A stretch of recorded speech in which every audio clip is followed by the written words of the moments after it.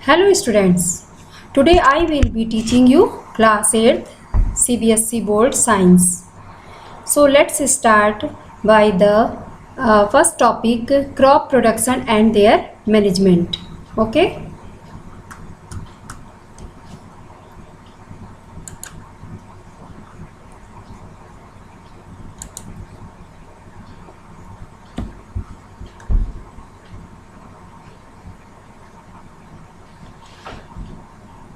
All living organisms require food.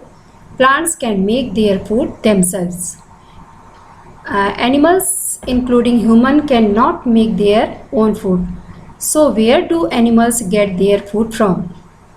इसका मतलब ये होता है कि सभी पेड़ पौधे अपना फूड खुद से ही बनाते हैं, जबकि human and animals are not prepare their own food, मतलब वो लोग प्लांट पर ही डिपेंड करते हैं.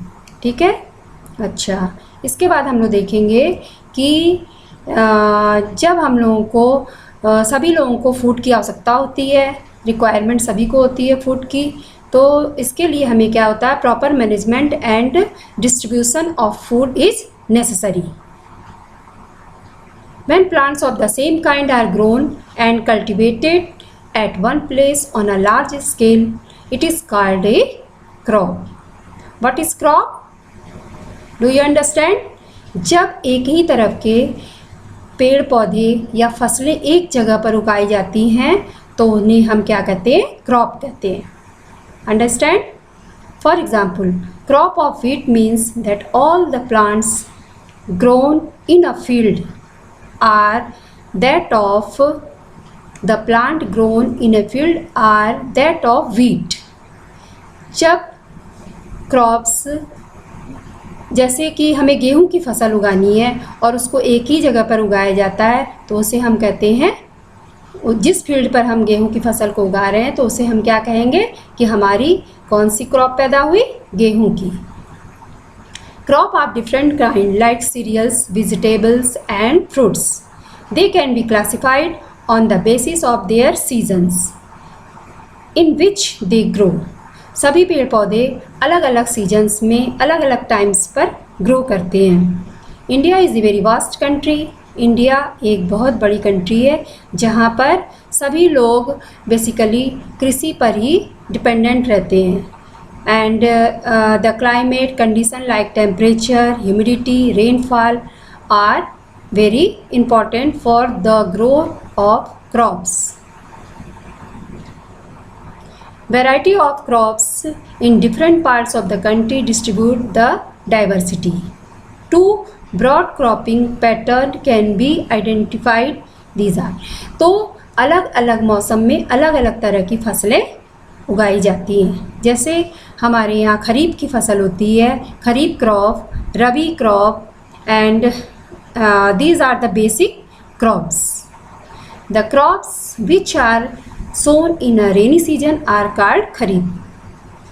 What is kharif crop? The crop which are grown in the rainy season. जो rainy season में crop होती है उनको हम खरीफ की फसलें कहते हैं.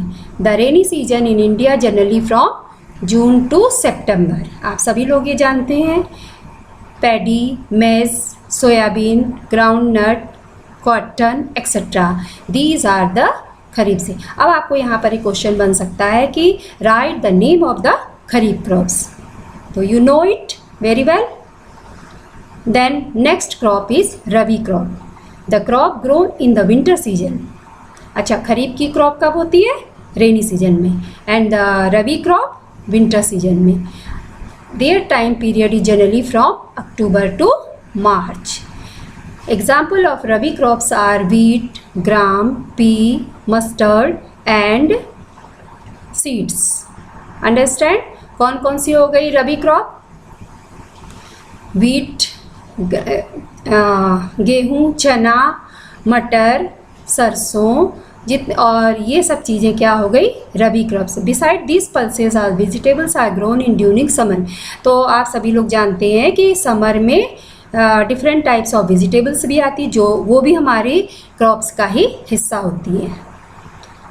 Basic practice of crop production.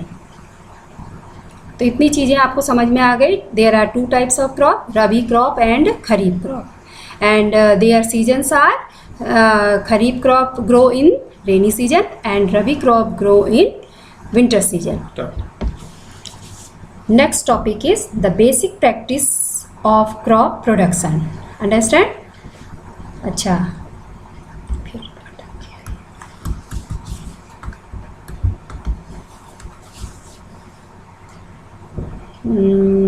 basic practice. Why can paddy not grow in the winter season? Understand? What is the question?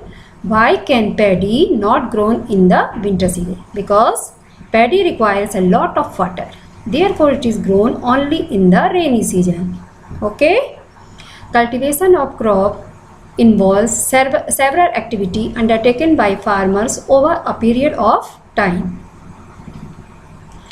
You may find that these activities are similar to those carried out by a gardener or even by you when you grow ornamental plants in your house. These activity or tasks are referred to as agriculture practice.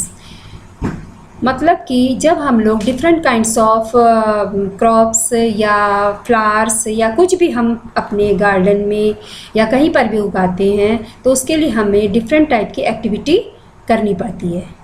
Understand? What are these activity? Activities are preparation of soil, sowing, adding manure and fertilizers, irrigation, protecting from weeds, harvesting, storage. Understand? Preparation of soil. It means हमें soil को देखना पड़ता है कि soil कैसी है, उसको हमें क्या करने की आवश्यकता होती है. फिर उसमें हमें बीज बोना होता है, पानी देना होता है और फर्टिलाइज़र्स. अगर हमें लगता है कि सॉइल हमारी अच्छी नहीं है तो उसमें हमें फर्टिलाइज़र्स देना पड़ता है और हमें इरिगेशन यानी कि उसकी सिंचाई की व्यवस्था करनी पड़ती है. और प्रोटेक्टिंग फ्रॉम वीड्स यानी कि जो उसमें कीड़े मकोड़े लग जाते हैं उनसे बचाना पड़ता है. और फसल जब हमारी हो जाती है, तैयार हो जाती है, तो उसके हम कहाँ पे रखेंगे, उसके स्टोरेज की व्यवस्था करनी पड़ती है. तो ये क्या था? Basic preparation of crop production. अच्छा, अब इसके बाद आता है preparation of soil. Preparation of soil. The preparation of soil is the first step. Preparation of soil. अब आप लोग सोच रहे होंगे कि सॉइल तो होती है, इसका क्या प्रिपेयर करना है? नहीं, केवल सॉइल से हमारी क्रॉप्स पैदावार नहीं होगी, बल्कि हमें इसको प्रिपेयर करना पड़ता है. One of the most important task in agriculture is to turn the soil and loosen it. जैसे आप लोगों ने देखा होगा कि कई बार मिट्टी जो ऐसी हार्ड सी हो जाती है तो उसमें आपके पेड़ पौधे खाली पेड़ लगा देने से ग्रो नहीं करेंगे. हमें सॉइल को उलट पलट करना पड़ता है जिससे कि वो लूज़ हो जाए, उसमें पोर्स बन जाए. These allow the roots to penetrate deep in the soil. जिसमें क्या होता है कि मिट्टी की में जड़ें आसानी से गहराई के साथ अंदर तक चली जाती. जब हमारी सॉइल लूज़ रहेगी तो हमारे पेड़ पौधों की जड़ें उसमें अच्छे से चली जाएंगी. The loose soil allows the roots to breathe easily. और जब लूज सॉइल रहेगी तो इसमें पेड़ पौधे आसानी से सांस ले सकते हैं. These roots to breathe easily even when they grow too deep into the soil. जब वो यानी कि जड़ें पानी मिट्टी में अधिक गहराई तक चले. Why does the loosening of soil allow the roots to breathe easily? The loosened soil help in the growth of earthworm. अच्छा, जब लूज सॉइल रहेगी तो इसमें हमारे अर्थवर्म और माइक्रोब्स जो रहते हैं सॉइल में वो प्रेजेंट रहते हैं और जिससे हमारी फसलों को वो क्या करते हैं, एग्रीकल्चर के लिए सुटेबल बनाते हैं और फसलों के ग्रो करने में सहायता देते हैं. हाँ, जैसा कि आप लोगों ने सुना कि जो लूज सॉइल होती है उसमें क्या होता है, अर्थवर्म एंड माइक्रोब्स प्रेजेंट रहते हैं in the soil. These organism are friend of. ये सब जो ऑर्गेनिज्म होते हैं इसको फार्मर फ्रेंड भी कहा जाता है, यानी कि किसानों का मित्र कहते हैं। क्यों कहते हैं